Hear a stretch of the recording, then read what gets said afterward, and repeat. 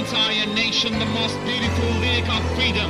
I don't need a love but the love of Iran. Don't need the western luxuries. My breath is this dust, my blood is clear and clean. You'd better trust, this is the most valuable dust. Did you hear just what I have told?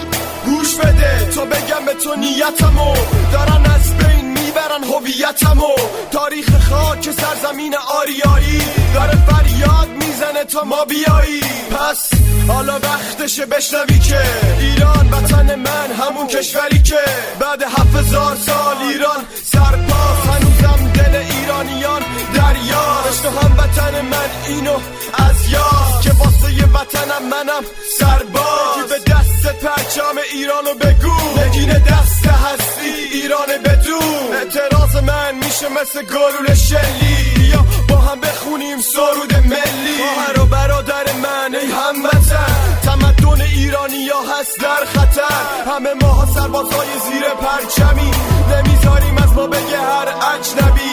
واسه ما ایرانی ها ملاک هر نفره، که روی گردن ما پلاک فربهره. اتحاد ما واسه دشمن استرابه، اسم ایران واسه ما مایه افتخاره. احترام ما به ایران یه خاره تو چشم کسایی که میخوان بزنن ضربه بهش. مثل تشنگی گندم به آب، حس نم نم بارون بوی خاک. مثل تو، مثل چشم پاک بوی خاک. وطن عشق تو توی قلبمه، خوندن از وطن حس منه. عشق من خاک میهنه ایران. میخوا بگی ما اومدیم از یه نسل وحشی، پس یه نگاهی بنداز به تخت جمشید. داری اسم ایرانو بجلوه میدی که اسم تو بزرگ بنویسن رو جل سیدی. دارم هدف تو دفترم مینویسم، میدونم که واسه چی ساختی فیلم 300.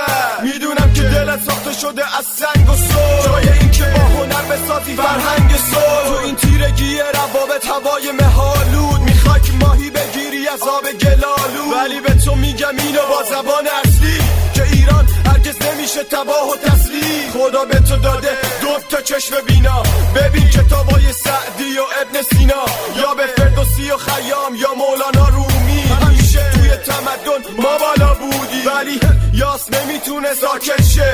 اسم ایران بازیچه یه مش ناکس شه. هدف تو پاره میکنم با تیغ ایمان. تو کی هستی که بگی از تاریخ ایران؟ مثل تشنگی گندم به آب، حس نم نم بارون بوی خاک. مثل تو، مثل چشم پاک بوی خاک. وطن عشق تو توی قلبمه، خوندن از وطن حس منه.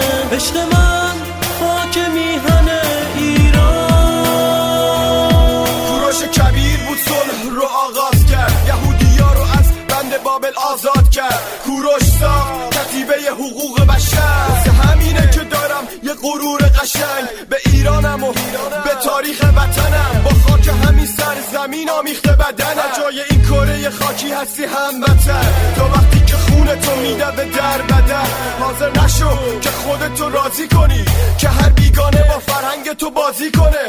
تاریخ ایران من هویت منه، ایران دفاع از تو نیت منه.